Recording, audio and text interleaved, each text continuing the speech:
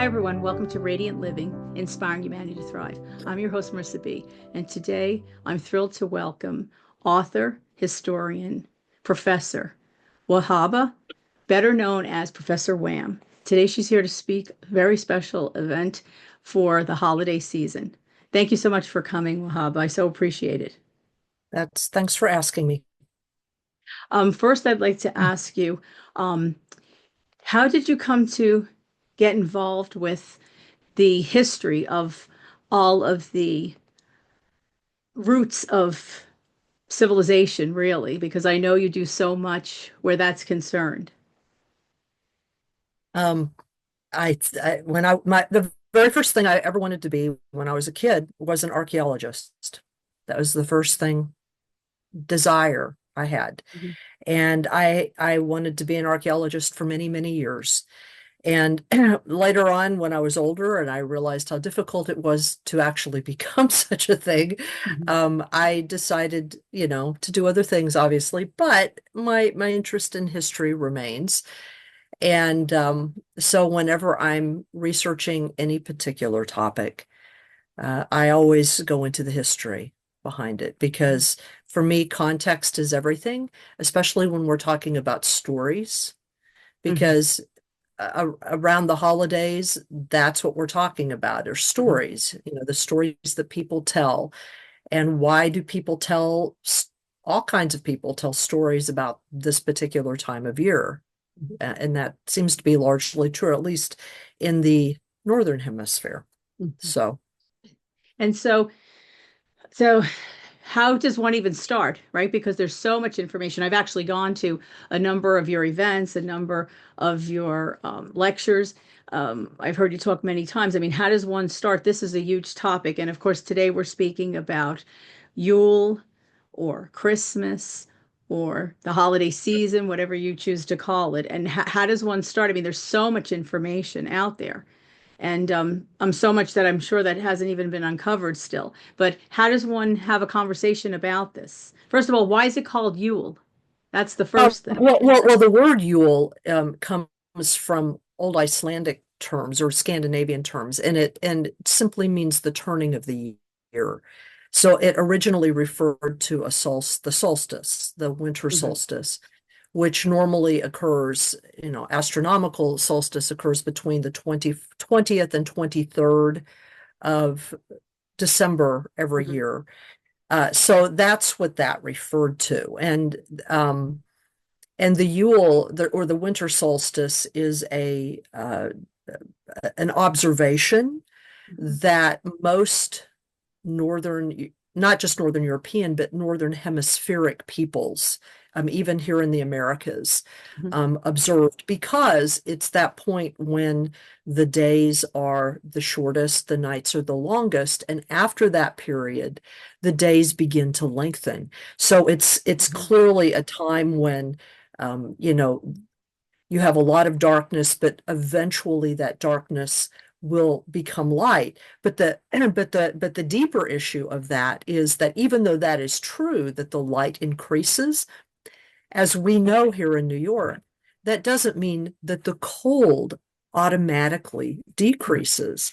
In fact, a lot of people don't think of winter as beginning until the 21st because in the Northern Hemisphere, especially the closer you get to the Mhm. Arctic Circle, um, the nights they actually, though they're technically getting shorter, the Mhm. fact is that you're entering just because of the way in which the earth itself is positioned around the sun, and it's Mhm. and the revolving around the sun, it actually gets colder, so the winter it Mhm. actually feels deeper in many ways. And so when we think of Yule, uh, we think of Christmas, so we think of, a lot of light and a lot of celebration. But part of the Mhm. reason why light was celebrated at this time in many places in Northern Europe, as well as in indigenous America here, was because even though the light was going to increase, that didn't mean that the hardships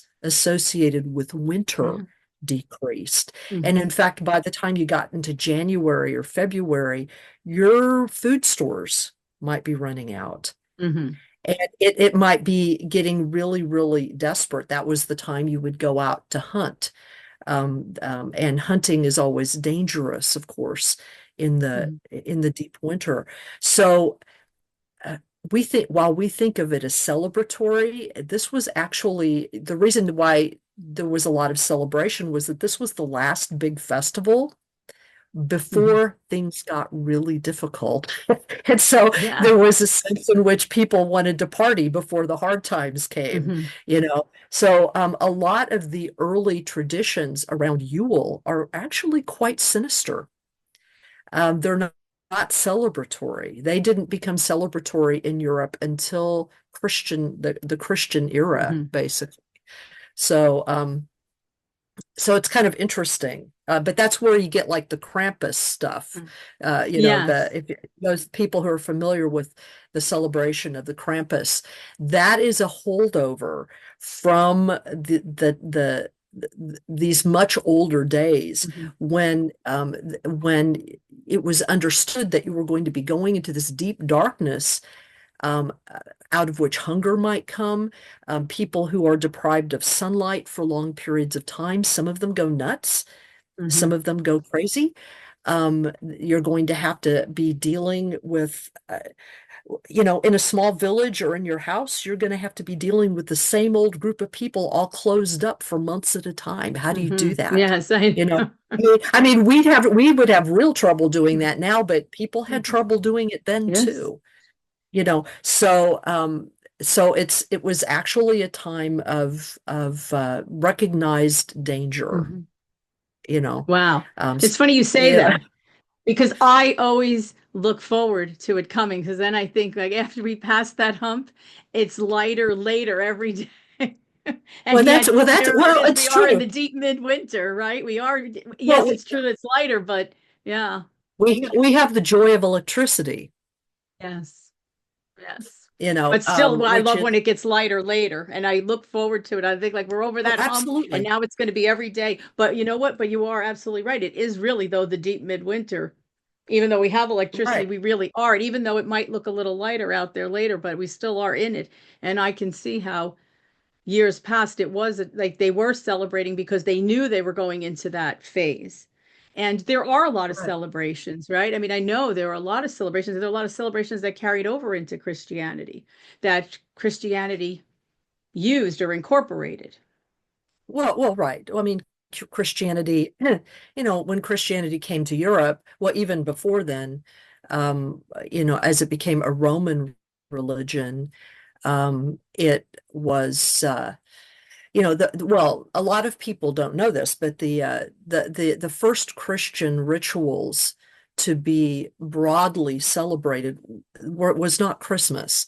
Hmm. Christmas as a Christian holiday specifically was really unknown until like the fourth or fifth century. Hmm. The first Christian large scale Christian celebrations were Easter, or was Easter. It wasn't called that either. It was called the Quartodecian Rite, Hmm.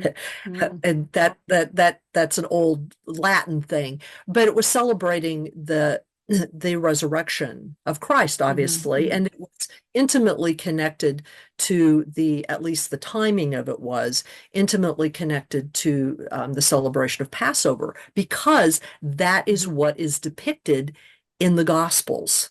Hmm. Okay, that, you know, Jesus, his Last Supper, he was doing the first Passover Seder. Hmm. It was in the opening days of Passover that all of his, you know, his passion, according to the story, Hmm. occurred. Um, so there were Roman celebrations of during this time period. If you want, I can Hmm. I can go to a graphic here just to show you here. Let me see if I can find it. Doop de doop.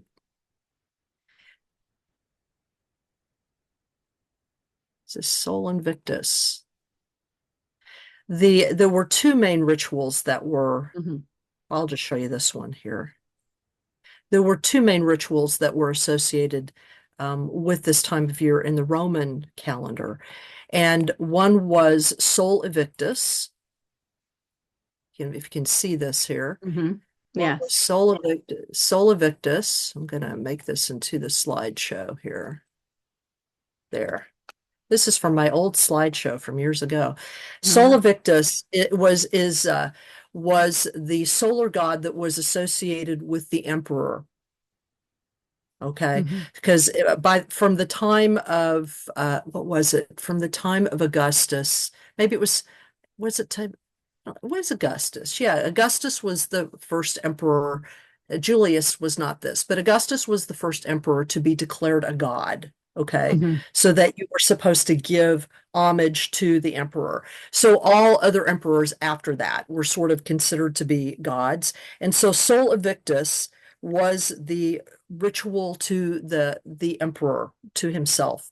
And Mm-hmm. that ritual occurred at about the same time as the solstice ritual, Mm-hmm. their winter solstice ritual, which in the old Julian calendar, Mm-hmm. which we now no longer use, fell on December 25th. So that's where you get that Get date. that date. Yeah. Okay. When Christianity took over as the official, religion of the Roman Empire, Mm-hmm. they basically kept that day Mm-hmm. as the celebration of the birth of the sun, because Mm-hmm. the birth of the sun, the rebirth of the sun. And so they kept it as they just reformulated it into a Christian ritual. Mm-hmm. And this took place over many centuries. Okay. So by the time that, well, and where it's and where we see the vestiges of it are Mm-hmm. in is in the colors red and green. Mm-hmm. Even though we associate red and green with the Holly King, who's over here, Yes. on your screen. In Mm-hmm. fact, those were the original colors of Jupiter, who was the god Oh. who was celebrated um, during the Latin or the Roman solstice. It just so happens that holly is also red and green. So one of the things that the church did was whenever, as it was Christianizing people, as they came, as the Christians came Mm-hmm. up into Europe, is wherever they saw places where their tradition and the pagan tradition overlapped, they would do what's called syncretic teaching, and they would say, Mm-hmm. see, you know the color of the holly berry is just like, and the green and the Mm-hmm. green and the red is just like Jupiter. And they would let people have that symbolism. They would just Mm-hmm. recast it, but they would also let people sort of retain what their traditional beliefs about it were. And Mm-hmm. so you had this kind of merging that occurred. The three figures that I have up here are all figures that have given, have allowed, have made their way into ways in which Santa Claus is seen. Mm-hmm. Okay, so the image of Santa Claus that we have, are all the legends about Santa Claus, come Mm-hmm. from several different places. Come from Celtic places, they come from Slavic Mm-hmm. places, they come from Roman places, they come from Scandinavian places. And all those things, like if you go to each one of those countries separately, like if you go to England, for example, you're going Mm-hmm. to get a whole lot more stuff about the Holly King than you Right. get about Saint Nicholas. Right. Um, if you go to like Poland, for Mm-hmm. example, or Czechoslovakia, or one of the Western Slavic Mm-hmm. countries, you're going to get a lot more about Veles. That's the guy on the far right. Right. Um, Right. Veles is a god of the underworld in Slavic mythology, and he was associated with gift giving, but also with protecting people in the winter, which is really, really Mm-hmm. important. You can see him there with the bear. He was responsible for protecting people during the hunt, Mm-hmm. for protecting cattle during the difficulties of winter. So you can see sort of where his beneficent, even though he's the god of the underworld, where his Mm-hmm. beneficent attributes would be. The guy Mm-hmm. in the middle here, or Saint Nicholas, Nicholas. Yeah. he he was supposedly fourth century Christian bishop who was known kind of in, I think he became known mostly in the northern Italian region through Switzerland, kind of up to the center Mhm. of Mhm. Europe. He was known as giving away gifts, helping people in need. He was especially concerned with merchants who might be caught in storms, like on trade routes or Mhm. sailors. Um, his name was pronounced Sinterklaas in Dutch, in the Old Dutch, and that's where we get Sinterklaas, which eventually Right. became Santa Claus, Mm. obviously. Um, so the gift of giving, which is another thing that all of Mm. these people represent, or all these beings represent. The Holly King, by the way, is the king of the solstice. He's the king Mm. who, in Celtic mythology, he slays the Oak King every uh, Right. and then rises. And so Mhm. his is the power of this of the solstice. Um, but what distinguishes all three of these is that they're gift givers. And in Northern Europe, it was gift giving that was one of the hallmarks of the solstice or Yule celebration. If Mhm. if you were going to a friend's house to celebrate, you would always bring gifts. Um, and that's still actually, Mhm. but these are not like Christmas gifts, Right. like we think of now, Right. where the kids get their piles of, Mhm. electronic gifts or whatever. What we're talking about are gifts that will help people to get through the dark days. So that, for example, Mhm. if you go up to Northern Europe, into like Sweden or Norway or into Finland, that's where they have those traditions on the solstice or around Christmas of giving people the type of foodstuffs that will help them get through winter, like maybe a little Mhm. bit of chocolate, or you give them some books because Mhm. Yeah. that's something, reading is something that you'll do, through the long winter nights. So that's kind of where this kind of stuff comes from. Mhm. Let me see. I have to remind myself. Oh, Mhm. yeah, here's some more Holly King stuff. This is more of the this is very English, by the way, English and Mhm. Celtic. Um, the one of the things that was common, in fact, it was common until only just a few years ago in England and parts of Wales, where it has recently been it's been made illegal to do this now. Oh. But on the 26th of December, it was very common for young boys to go out and they would hunt until they found a wren, Mhm. like, a bird, and they would kill Yes. the wren. Mhm. They would kill the wren and they would bring the wren home, and the wren would be um, given a funeral. They would go like Mhm. from house to house to house to to get money, like for the funeral. And they would stage this mock funeral for the wren. The wren was Mhm. kind of like it's the last vestige of that sense of sacrifice, Mhm. of the sacrifice that needed to be made during this time of impending privation, so to Mhm. speak. I mean, it sounds awful to us because they would take sticks and they would sing a little song and Right. beat the wren to Yes. death. Yes. And it's been, like I Terrible. said, Yes. it's been made illegal now because it's Mhm. understood as being cruel.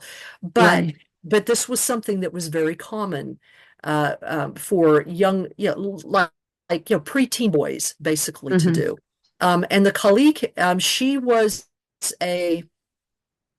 was a crone goddess of this time period, Mhm. and in among the Celts, and there were other groups in Northern Europe that had similar kinds of figures. In Russia, for example, they have a day. The Russian Orthodox Christmas is different because Mhm. they Yes. follow a different calendar. Different calendar. So Right. different calendar. So it's a little bit later than ours Mhm. and than the Western calendar. But in those interim days, there are the days of Baba Yaga. And Mhm. she's a witch-like figure, like the Kalik. And, Mhm. and Yes. you give her you give her gifts. You give each other gifts as appropriation against the possibility of death Mhm. during this time period, Mhm. because she was understood as being that that being who could come, because of illness, because of cold, Mm, because of storm, any of those things. So this is part of that sinister aspect, if you will.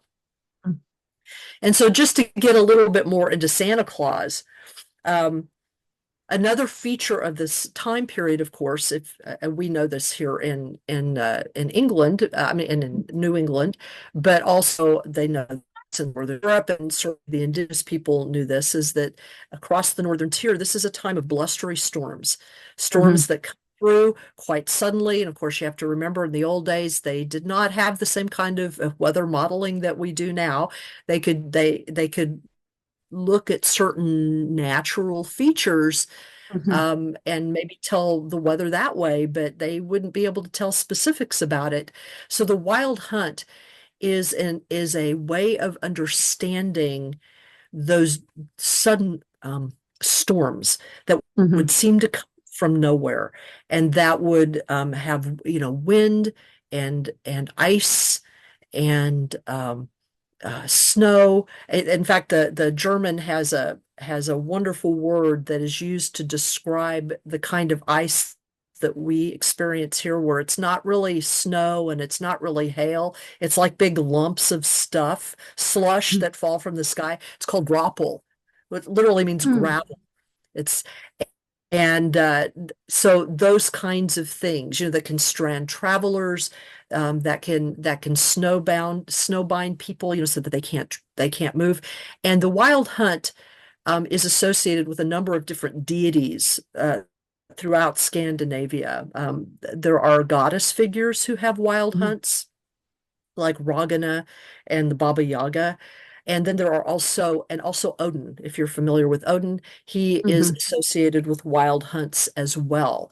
And so certain symbolisms of Odin sort of made their way into some of the lore surrounding Santa Claus. So that, for example, um, he rode he rides a into the wild hunt, and through the worlds, the nine worlds, he rides mhm, an eight-legged steed, and those eight legs became the eight reindeer eventually. And mm, the reindeer, by the way, the whole image of the reindeer pulling the sleigh, that comes from the Finns, that comes from the Sami up in mm. Scandinavia, because they actually have semi-domesticated Yes. reindeer that they use in precisely Mhm.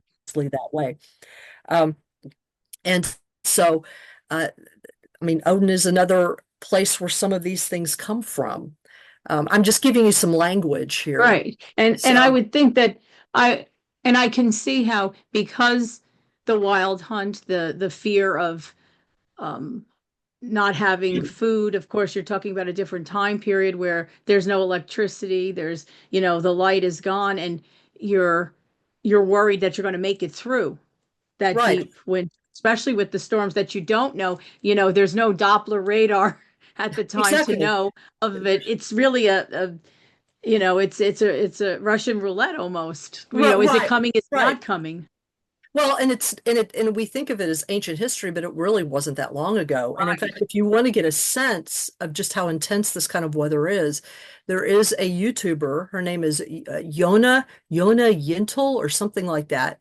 Yona, if you Jonna, if you just Google Yona in YouTube, she'll come up. She is an artist who has decided to live with her husband. He's either her husband or a partner, her Mhm, life mate, and they are living in the same village that her mother lived in. This is very close to the Arctic Circle in Sweden, mhm, and they have decided to live there um, in order to get close to the land, in order to live mhm, as close to nature as they can. She and her husband are artists and silversmiths. They have like a worldwide trade in this, so that's how they make their living. mhm, And they live in a little cabin, and they have all of the niceties, you know what I mean? They have a source of electricity. In the depths of winter, or if there's a storm, they have to use satellites for their internet. But even with all of the modern conveniences, what she does is she does these podcasts where she demonstrates what it's like to live in a place like that, where you basically have nighttime for 6 months to Wow. 7 months of the year. And Wow. and then when it's fully light, you don't have the sun never sets Right. Right. at midsummer, but the dark is really dark. And when you routinely get Mhm. 6 feet of snow, all of a sudden, and even though they have all the modern niceties, they still have trouble living there. It's Mhm. still a challenge, I would especially in the assume so. deepest winter. And it's so you can sort of check out her YouTube channel and watch her podcasts, and it's Mhm. beautiful. I mean, it's her photography, her film skills are Mhm. astonishing. But I don't know that I would want to live like that. Oh, I know. And if you And think I'm about saying it, it's different. Yeah, that's and it's they're doing it. It's modern, but they're doing it, and it is difficult. Now, could you imagine how it was then? Like I could right, see how you're att and you're attempting to celebrate while you're indoors, although they're indoors, especially back then, their indoors was different than what our indoors is now. right, Ours is different. We have light, we have heat, but I can see why that there were those. I guess celebrations, right? Using like the Yule log, the Christmas tree, things that might be simple, but not so simple for them. Any type of celebration or incorporating celebration because you are fearful of having to right, survive. Really, that's what they're trying right. to do to survive. Right. Well, and the Christmas tree wasn't brought in. The Christmas trees were outside, Hmm. and the whole bringing of the tree in, that is a post-Reformation thing that started happening in Germany in like maybe the 18th or early 19th century, and only aristocrats did that. The trees were decorated for sure Hmm. earlier in Europe because trees were venerated, but they were decorated outside because you didn't want to bring them in and start the house on fire. You didn't have automatic ways of making fire go out, and Hmm. and and the fear of you burning your house down, since you always had Right. a hearth going, was ever present. And you have to remember, you didn't just have your family in your house in Right. Northern Europe. You brought all your livestock in. So Hmm. you had all your cows, you had your horse, you had you had your chickens, you had everything that would be outside in the wintertime. You had a place inside. You had some kind of hooked up, at least a barn that was hooked to the rest of your house for warmth, Hmm. which meant that you didn't just weren't just dealing with people all the time. You were dealing with Right. your animals all the time Hmm. because they couldn't be out, because if the cold didn't kill them, wild animals would. So Right. so it's kind of like people lived with all their stuff, Hmm. and if you think about it, that's kind of intense, to live with all of your animals. Now, this dude right here on the screen, this is Chris Hmm. Kringle. I was just talking about the Hmm. the the German contribution to this. Um, this is something that, because you'll hear songs that Hmm. talk about Chris Kringle or Chris Kringle. Hmm. This was a popularization of the Christ child that Hmm. was actually started by Martin Luther, the Lutheran Yes. Reform. Hmm. And he encouraged a reinterpretation of the gift-giving spirit. He wanted to get Oh, rid of both the pagan stuff, the right. pagans, Yes. and the Roman Catholic stuff. So what he did was he focused on the Christ child, the image of Hmm. the Christ child, such as you would have, say, in a nativity set, and focusing on the Christ child. Kindle means the Christ child, and Hmm. eventually that became Chris Kringle, Hmm. just the way people pronounced it. But this is still the most popular depiction of the gift-giving spirit in Austria and in southern Germany. But past that, other than some songs you might hear in the United States, it Hmm. really didn't take off in quite the same way. So this is Right, this is because the it's Santa right. Chris Claus. Kringle becomes an old man, right? I mean, Right, it's not certainly right, not a right, child. Chris Kringle's an right, old exactly. man. Well, the gift-giving spirit. This depiction of Santa Claus or Hmm. Sinterklaas was really started out as a marketing ploy. And of course, it's a very American, of course, if that makes sense, Hmm. right? Um, Hmm. and the first depiction was by Thomas Nast, who was a very, very, probably the most famous illustrator and political cartooner in Mhm. the late post-Civil War United States. And he was the person who came up with this rendition, basically. And you can see Mhm. elements of things in it. If you look in his hair, you can see the Holly King, right? Yes. You can see, you can see Saint Nicholas in Mhm. certain ways. You can see elements of everything into this. And he was originally depicted, by the way, as having a green coat, not a Right. red, not a red coat. And Right. eventually, over time, by 1937, when Mhm. this guy got associated more broadly with the Coca-Cola Company, who first purchased the rights Mhm. to depict Santa Claus in this way, um, they changed the green to Right. red because as a marketing ploy. Now Right. you can still find images of a Santa Claus like figure. Like if you go to the Santa Claus festival Mhm. in Rhinebeck in New York, Mhm. which I love that. I love that procession every year. The Ice King, Yes. he's that's a very Eastern European slash Mhm. Scandinavian depiction of him. Mhm. And he's blue. That's a very common color for the Mhm. Ice King in those countries. If you go to parts of England and other parts of like Mhm. Denmark or Santa Claus in Mhm. in the Netherlands or Denmark, Mhm. you will see the green again. Mhm. Okay. But in the United States, you see the red, and that's because it's a marketing thing. Mhm. Well, Red. sure, right? Why you can understand how that, their logo was red, and why would they not want someone wearing the red? Of course. Not just that, but red gets your attention. Red True. is a good American aggressive kind of Mhm. thing. Green is interpreted as being more calm and Mhm. sedate and that kind of thing. So, let me see what else. I can't even remember what pictures are on this. By the way, for your audience, this is close to the same presentation that I gave years ago. Uh, I found these slides. Oh, here's Krampus and Baba Yaga. Krampus. Yeah. So yeah, Krampus has been incorporated, and this is in Mhm. Germany and Austria. Okay, Mhm. it's principally Germany and Austria. Has been incorporated into their pre-Christmas celebrations.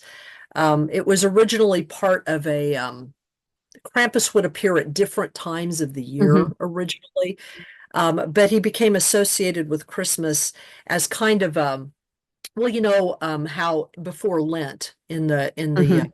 Catholic calendar, you have Mhm. sort of a Fat Tuesday, Yes. you Yes. have the whole Mardi Gras thing. Well, Yes. Krampus is sort of that same kind of energy, Mhm. in the sense that he's challenging, especially challenging children to be good.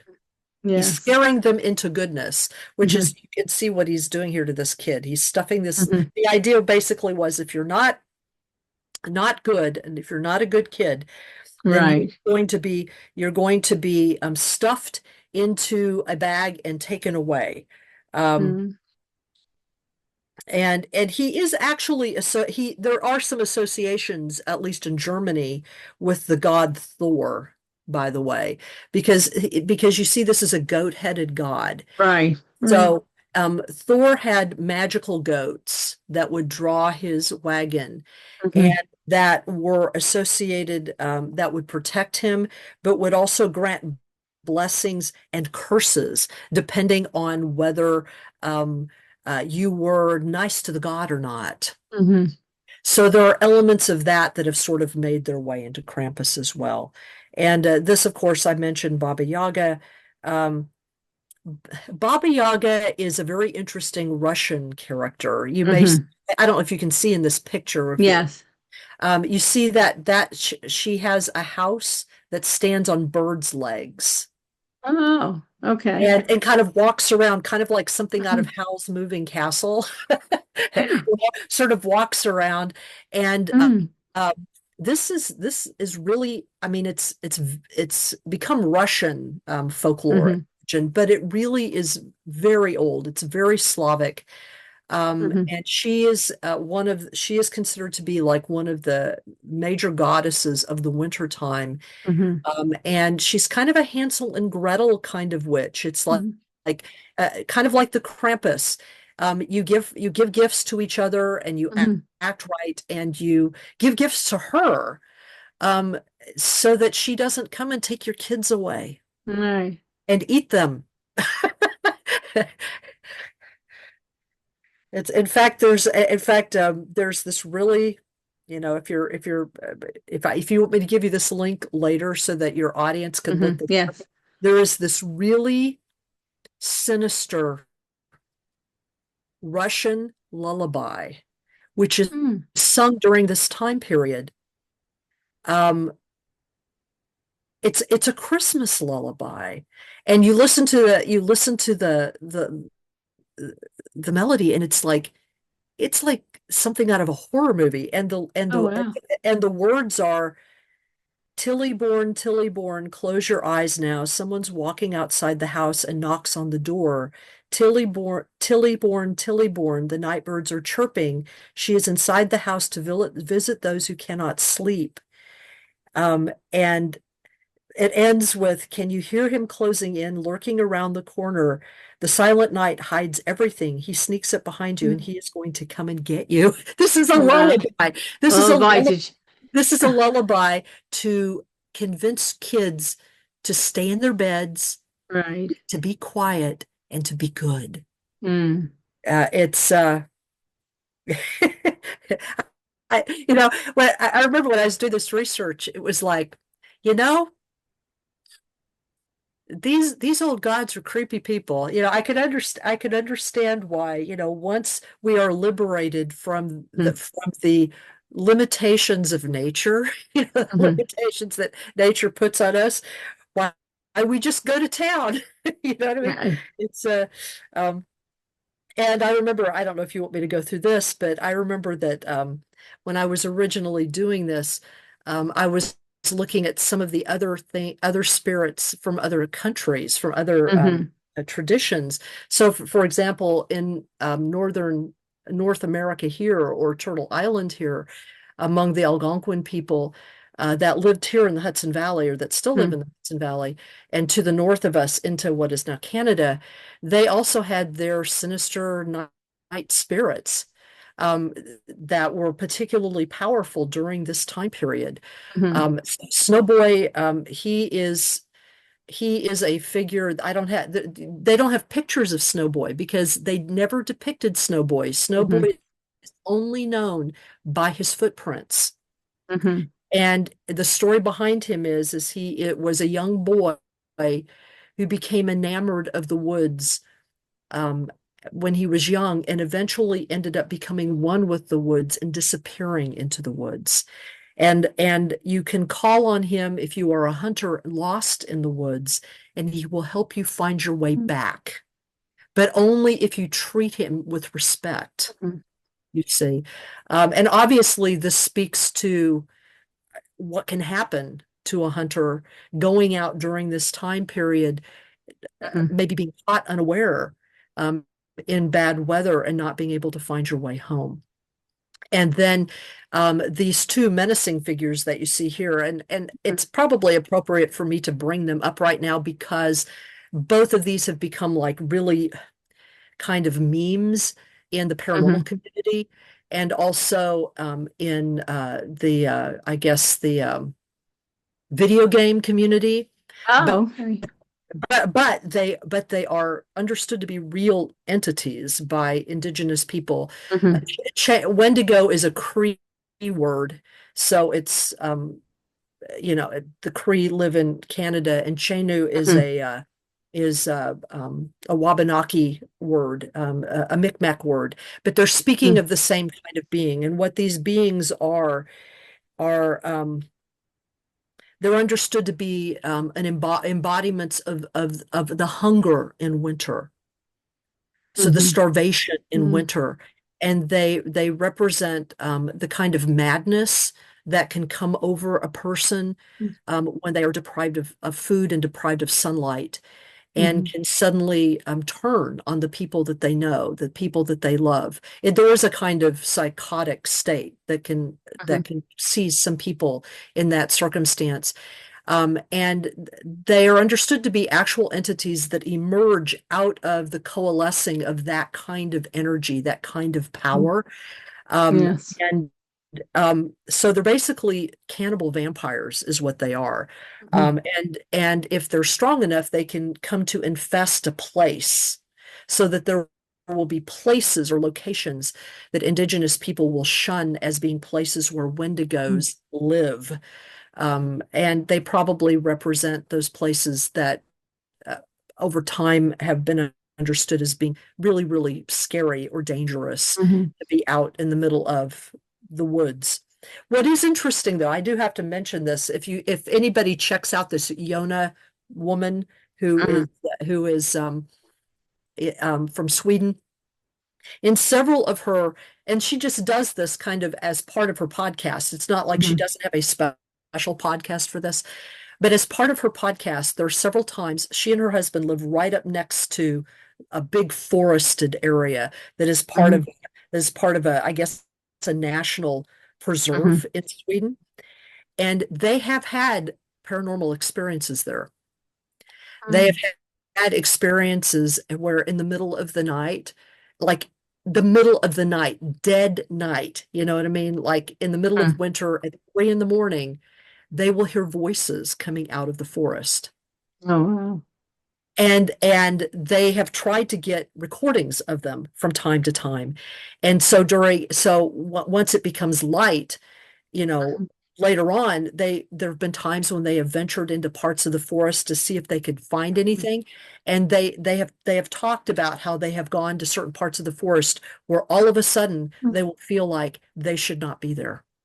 Mhm. You know what I mean? Like they know Yes. they're in the middle of nowhere. Nobody's there. Mhm.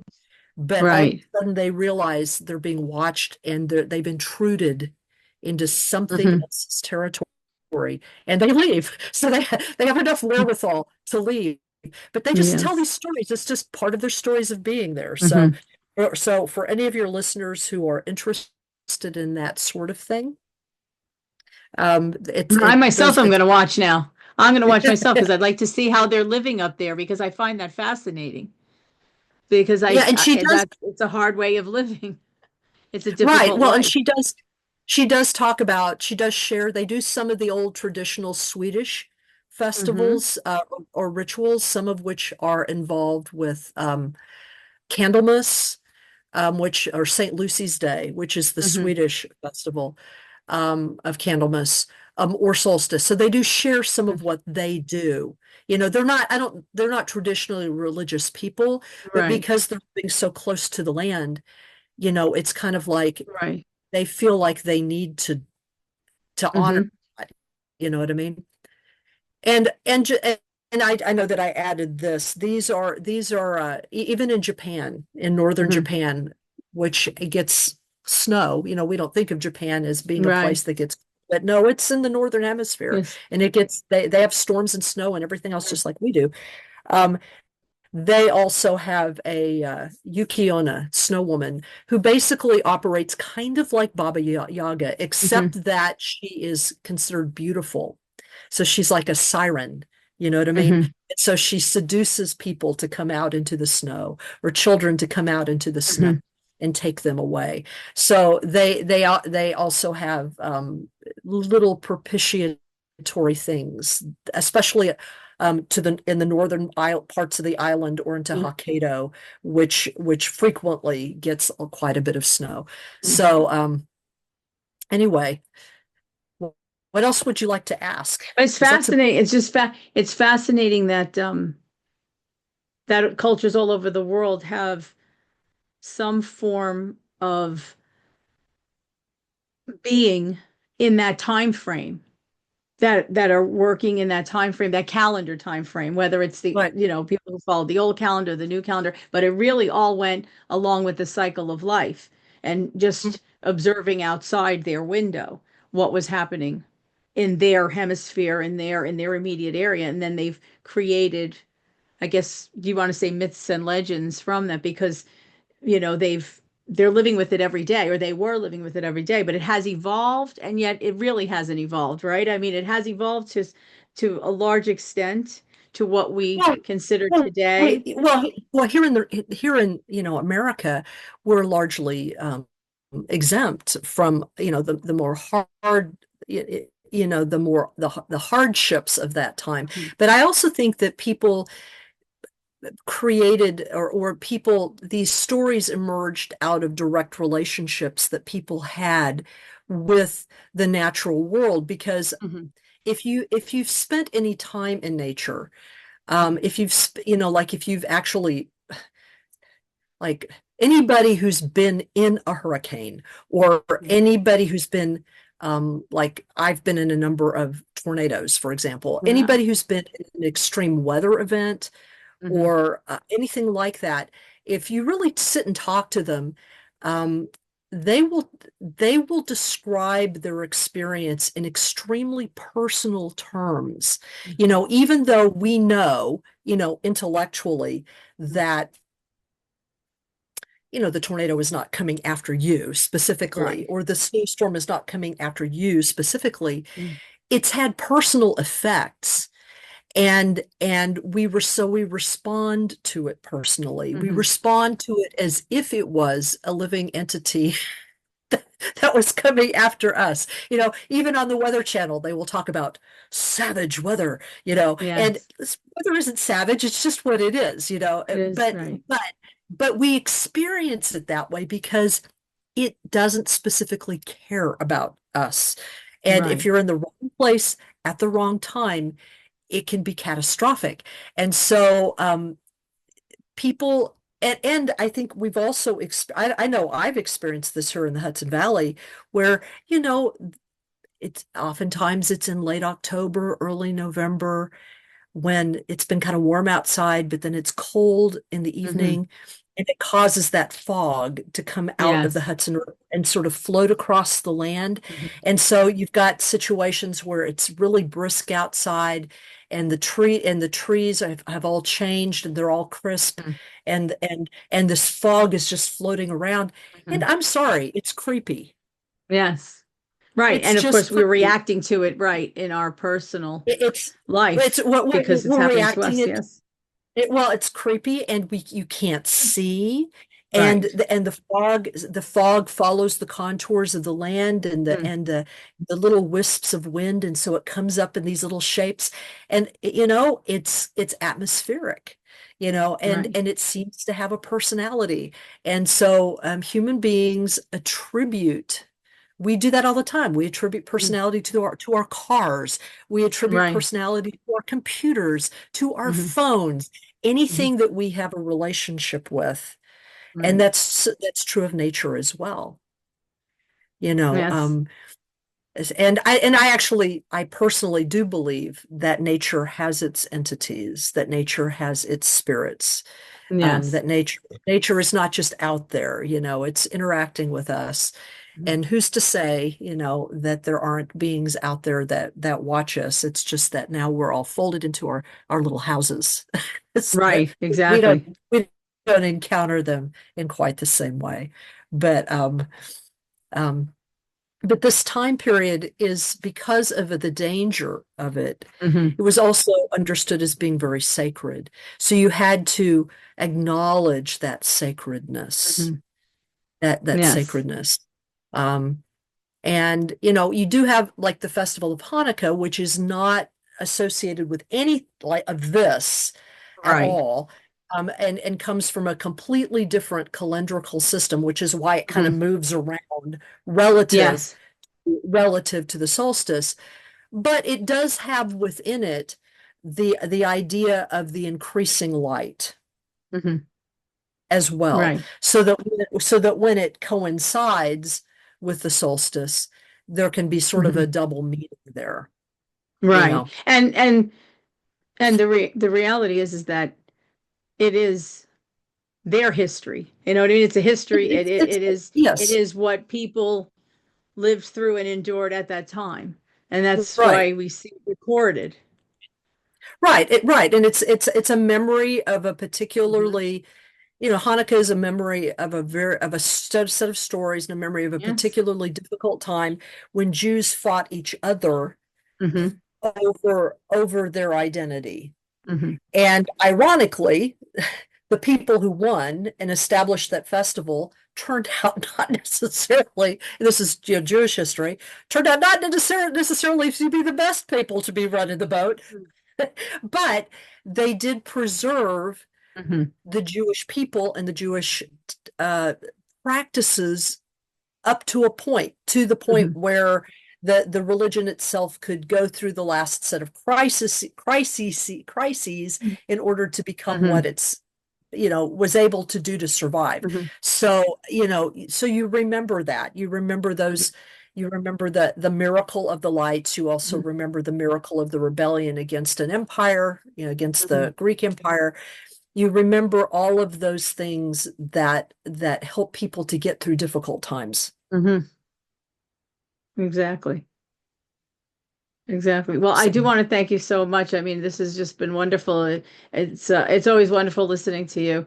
Um, and I know you talk about different things that pertain to Christmas, Yule, and we could go on and on. Even the Yule log alone oh, could be a yeah. whole conversation, right? I mean, it's Well, just yeah. I mean, it's fascinating. The Yule log itself was understood to be an offering. Mhm. So, you had a log that you would bring in because you were Mhm. restarting the fires of the year. That's right. Yeah, right, and Yeah. it provided warmth, it provided light, and it was an offering. Yeah, it was But an it offering. with it came right with but it was an offering, but with it came all of that because it does provide light, it does provide heat, and there it is. And for people who are living in a time when it was, as you said, and dangerous and sacred at the same time, and it's really food for thought to think about it.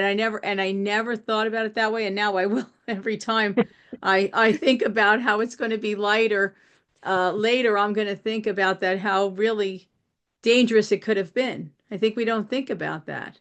That it really was because people may not have made it through Oh, well, people to didn't the make it spring, through. right? Because they just They didn't, didn't. right? They didn't. I mean, it was more I mean, what you have to remember about Northern Europe, especially in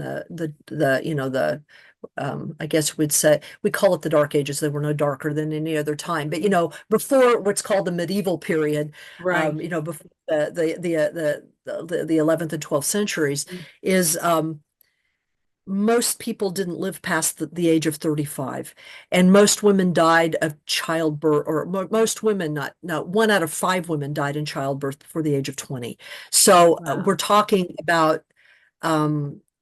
we're talking about people who lived very, very difficult and short lives. That doesn't mean that they were bad lives, though. It doesn't mean Right. that they weren't lives that were full of meaning and happiness and and all those other things, but Mhm. they were difficult lives.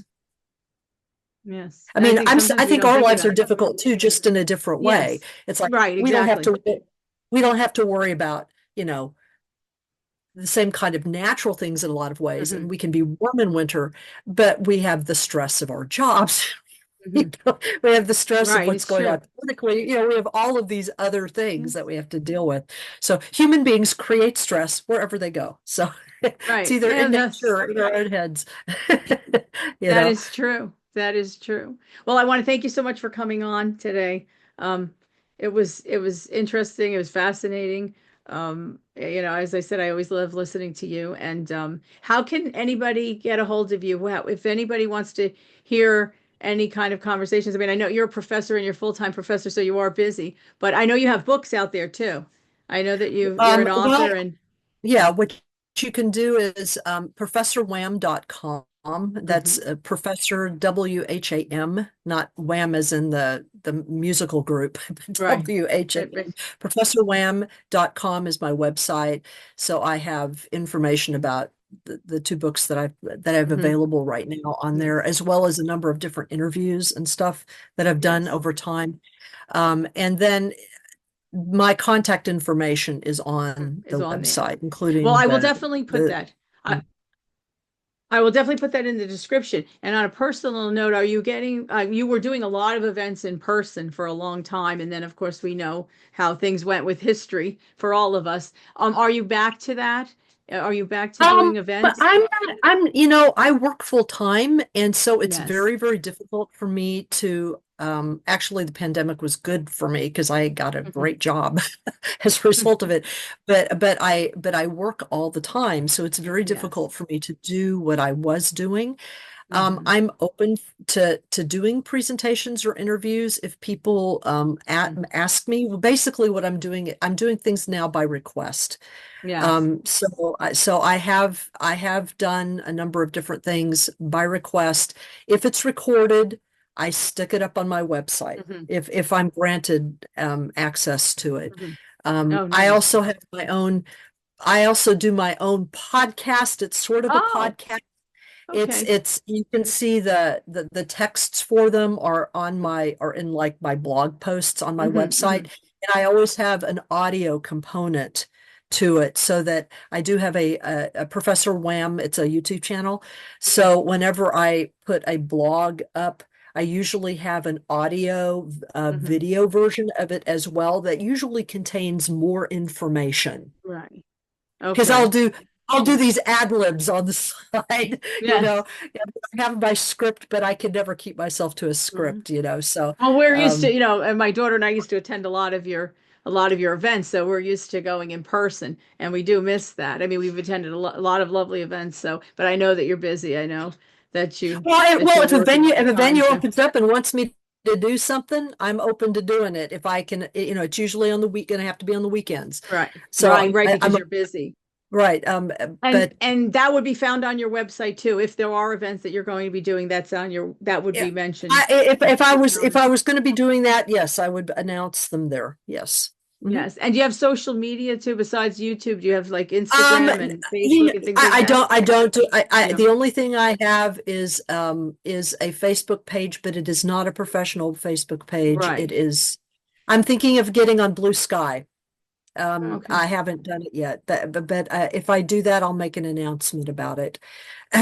Because I'm thinking about doing that professionally, because Mhm. the Facebook page is a Right. personal page. So. Right, right, right, right. So you don't get right because otherwise it's too much. Yeah, because you are I working just, full time. I'm just not much of a social media person and never Mm. have been. So I do in my professional life now, I do data privacy and security Mhm. for an educational agency, and that's made me even more wary of just Yeah. sticking my out there in social Yes. media. It's, you know, Yes, because that is another topic, but that is can be scary as well. Yes, indeed. yes, yes. Well, I want to thank you again for coming on. I want to wish you happy holidays. And Same to I want to you. let everyone know this is actually going to be out. This is going to be out the holiday week, Christmas week, Yule week. We're actually going to run this the 26th at 7:30 p.m. So, and I will be announcing it beforehand. So, and I will send you a copy as well. So, of the link. Very good. And what I'll do is when I get that link, I'll put it up on my website. Wonderful. Thank you again. Thank you. Take Appreciate it. care. You take it care. Bye bye.